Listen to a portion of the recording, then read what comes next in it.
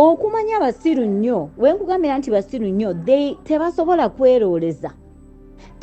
kweroleza kugamba nti oli omukazi ayinamu emigabo gye abaana baffe balinamu emigabo gyaffe naye singa tubakwata bulungi bali abantu bayinza okusigala nga batuwa kasente nga batulabirira. What are they doing?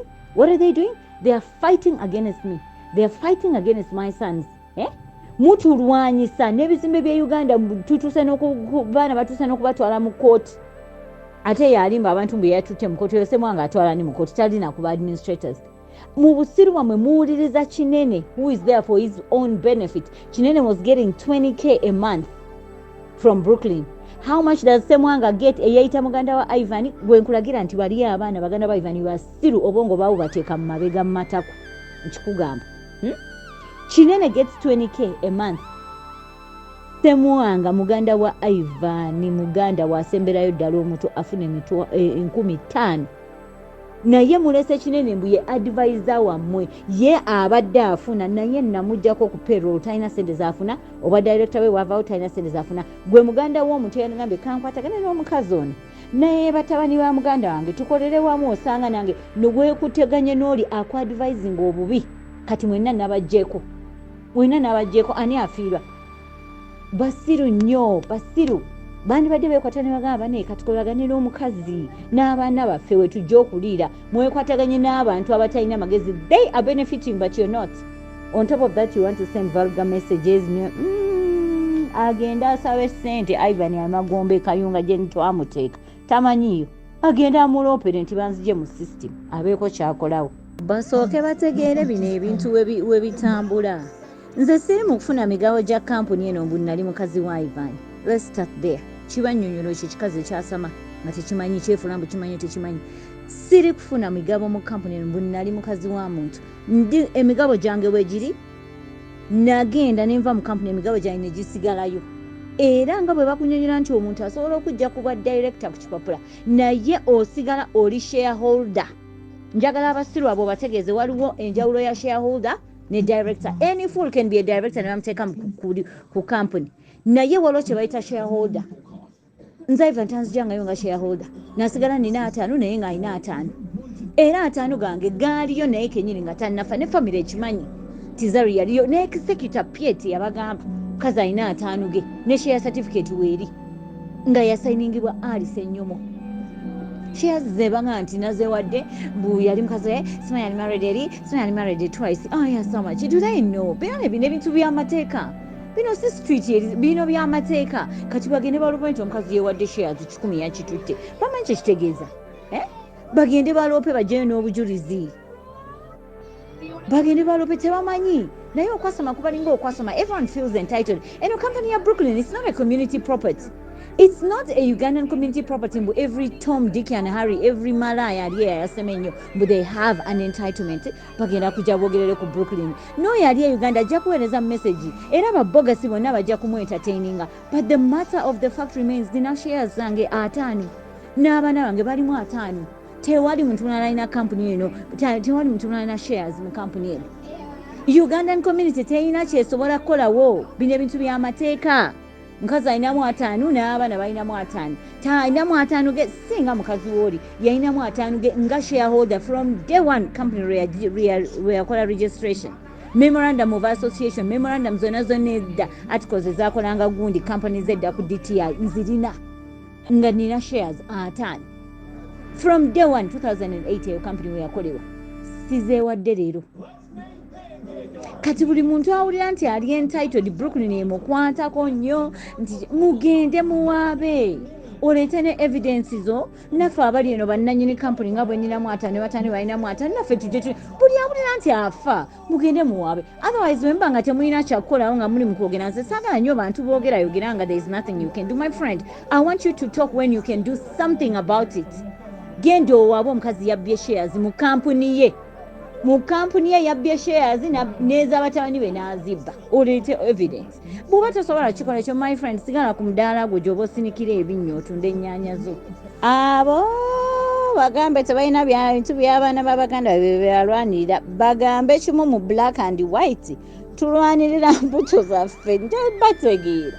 naye tewali birombo olwanira abaana ba muganda wo batya nze nakwata abaana bano ne mbatwala e Uganda batwali tugeze kola kine tugenda abantu abo bennyininyini ne bagamba balabika yalese wano abaana simanyi bakole biki ffe tetugenda kugendayo nga baludde okulaba kwabya lumbe lwaiva n'abaana baali tebaddayo Uganda lwe basembayo okuddayo family yekweka ne bakigamba mu black and white mbunze kuba waliwo fights at that time era za bizimbe bya Makerere ne bagamba sebo tebagenda kubalaba era twava Uganda nga tebabalabye bemwagala nnyo abaana ba muganda bammwe mumaze emyaka ng'ena since covid etaano kuba twagenda Uganda before covid bwe nabatwala nekitegeeza emyaka giringa ena etaano bazze abaana ba muganda bammwe mwagala nnyo mulwanirira ebintu byabwe mufiirawo bambi mulalumirwa bajja Uganda mu bigambo byammwe audio nazifuna tetugenda kujja balaba era ebanga bayinda ebintu byonna betwagala bebagala tusayininge n'abaana tetugenda bisayininga baagaana okujja mufiirira ki baana ba muganda bammwe ki baana kati bange baafuuka dda bange omusajja kasita yakutuka omutima twi nakyogera mu kyaki tituli bangi wano tetugenda kuddamu kulaakulanja mpaka olwaliro siddangamu kababe bantu baali beefulanga nti mukwano gya Ivani nti nze Ivani kyali wange nze sibyabalangayo kaba Ivani bantu beyayamba kuno ku South Africa bemmanyi abangi besijja kumenya mannya tewali n'omu yali akeddeko ku makya yadde okukubira mutabani w'omuto agaayo oyo Ivani yambeererawo ne kambuze maama we naye Pinto abaana bano bakuza naye tebaliiko nga muntu kale anko bwati nti Pinto, are you okay? Oh, my friend, now you're getting to be a man. This is what you're supposed to do with you. You know? Tebalina. Ne Ivan yayamba abasajja bameka bakulu abali kuno ku South Africa kuno ku community bameka. Ani avayo nakubira abaana banisimu.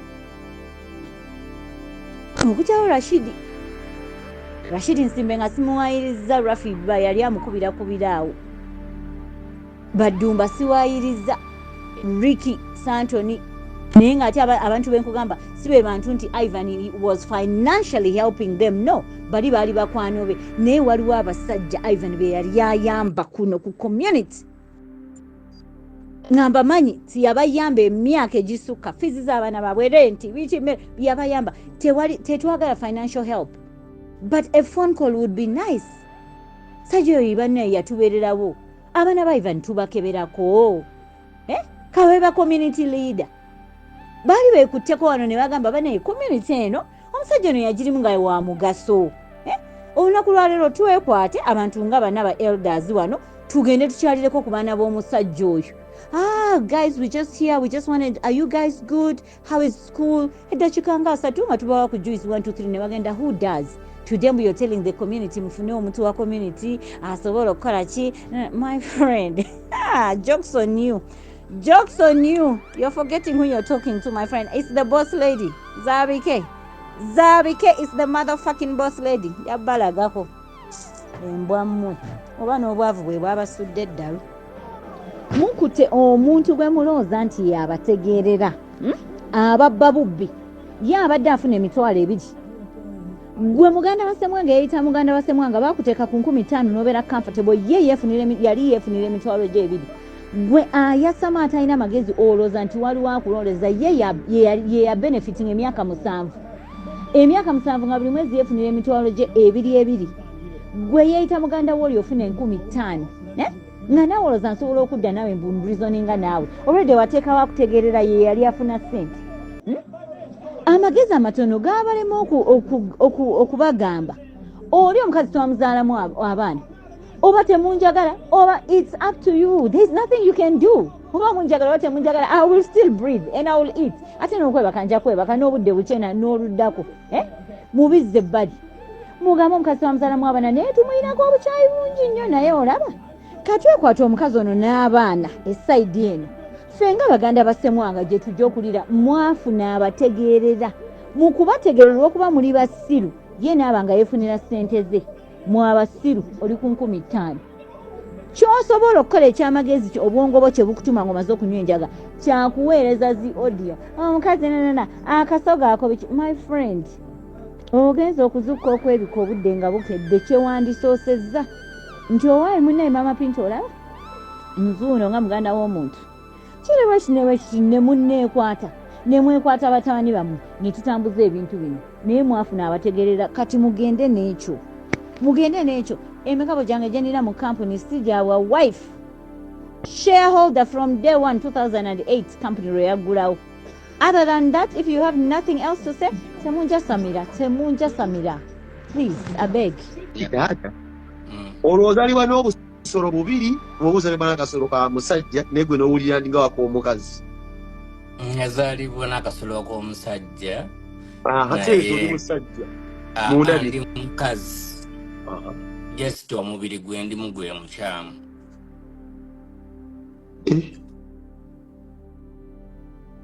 Oli musajja omera ebirevu. Obirabako. Wano otegeerera nti omubiri mukyamu wati olina birevu. Tutandise okufuna obubonero. Ate si kya birevu kyokka just nti bwe ntyo bwe nazaalibwa mu mubiri omukyamu then munze munda nga ndi mukyala.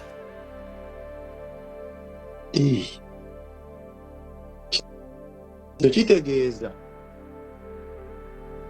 oyagala olw'obwera oyagala ki bonna? Njagala basajja. Siri lesbian. Tekikufuula musiyazi musajja ali gay just gay azira abasajja banne kuba omubiri ogwo okyagulina era byokozesa byaki sizina basajja be banzina.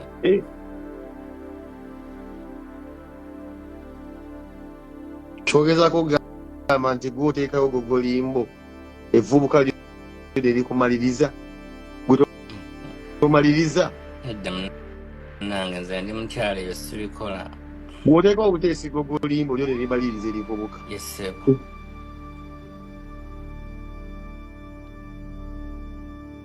Nebira ebintu birimu sitayiro nga wetudda ku bakazi nti mukyuse missionary biki bibiramu ebintu ebyo. Naffe tuli bantu penge, tuli bantu ya human like you like another. Naye abantu bagamba mu comment you look great.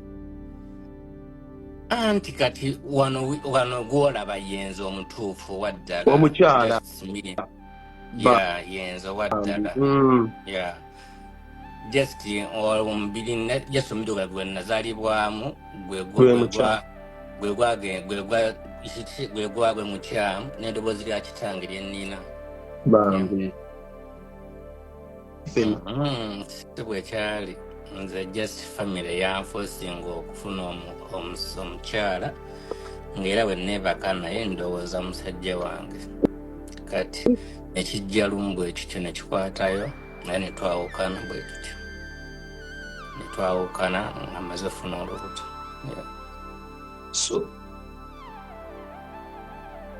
gwakasoko kagenda okuyima ng'omanyi oli ne boyfriend nga gwe ndowoozaako. Naye wadde omukazi yali ng'olaba ekifaananyi kya mukazi bamukwasemu n'omuzaalemu bamukuwadde naye nga gw'olaba ekifaananyi kya musajja. Bwe ngenda okukola omukwano naye mala kulowooza boyfriend byankola buli kimu nembeera nga ali ne boyfriend wange mu buliri.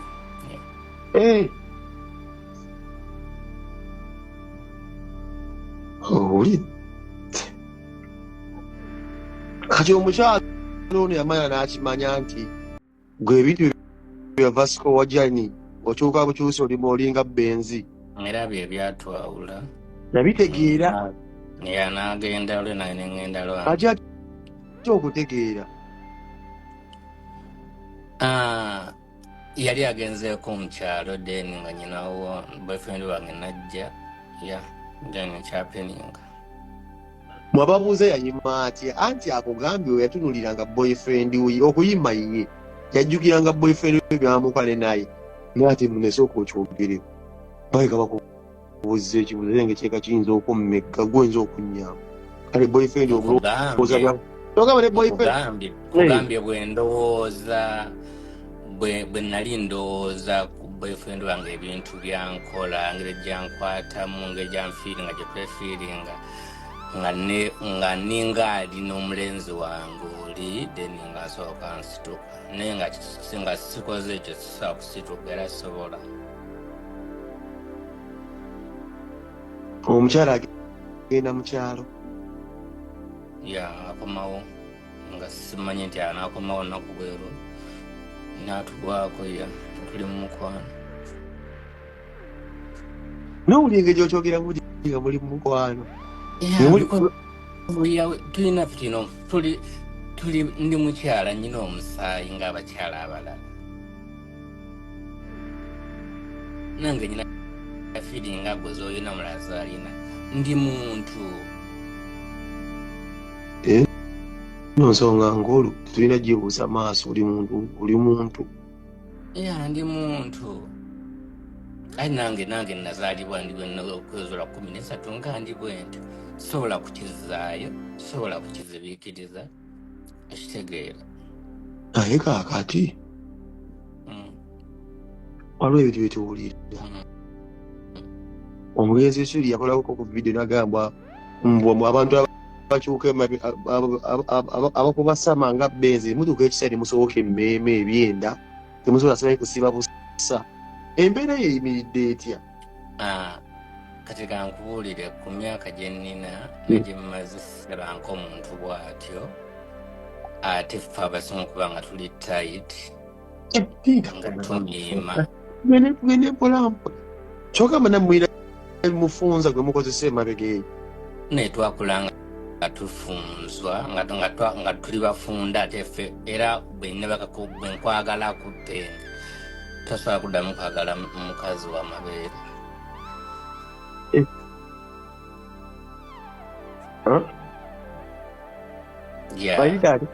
Mufunza nnyo n'amaanyi ffe tusinga okuba n'ebbugumu, ffe tusinga okuba nga omuntu weebaka n'oyo bwebaka nange tosobola kuddamu kwagala mukazi w'amabeere. You never. Toba n'ebbugumu kabi. Yeah.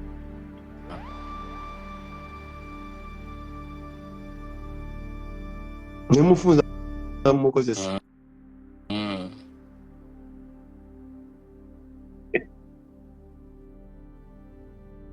Nti kino nkitegeera. Olwo oyiro mukozesa kikagiriisi ka loole. Ffe tulina ebyaffe ebintu ate si kyaddala siya nti olina okukozesa ebyo ebikozesa ebiseerera. Just waliwo ng'olina z'oliba nga just olina amazzi ng'oliwo ofuna omuno mwefiri nga just naye agaba ng'omukazi bw'agaba omulala. Mpola omusajja bakukwatako bw'ati ng'omunyo gutandika okutonya amaziga nga gutandika okubisiwala. Nkwano naffe tulinga bantu abaddala abalina emmani ezaddala ez'entonde naffe yatugaba n'owulira nga yeah.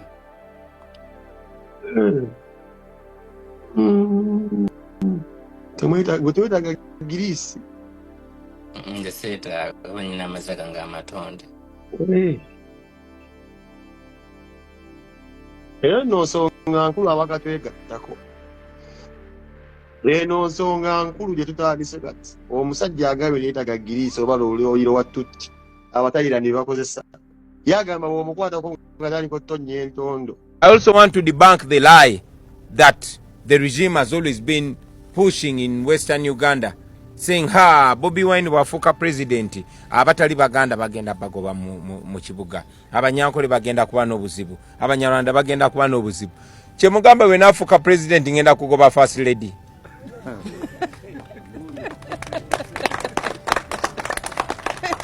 Kyemugamba bwe nafuuka president abaana first lady bazadde bajja kuba tebakyali baana bange. Kyogamba nafuuka president mujja kuba temukyali bakodomi bange. Munjagadde nga nkyali yala nga nkyali mubanda. Kitegeeza mujja kunjagala nnyo nga ndi president. Nange mbaagadde nnyo nga sinabeera president. Ate bwe nabeera president era abantu b'omu Western Uganda mufube mulabe nga nfuuka president. Kubanga kigenda kubeera kyakabi nnyo. We are a different generation. We don't want to live in the past. And I want to send confidence to all the people, not only in Western Uganda, but all people from different walks of life, especially those that don't belong to our party or that don't politically associate with us. We want freedom for everybody, and I want to guarantee safety for every Ugandan. Chija kuba chanjaulo. Nobody has reason to fear. Nobody has reason to worry. Nayo mubbi, you should have reason to worry, because we shall not condone corruption. We shall be against corruption. We shall be against wrongdoing. Fena tuja kuba bawamu. I thought it's important to mention that.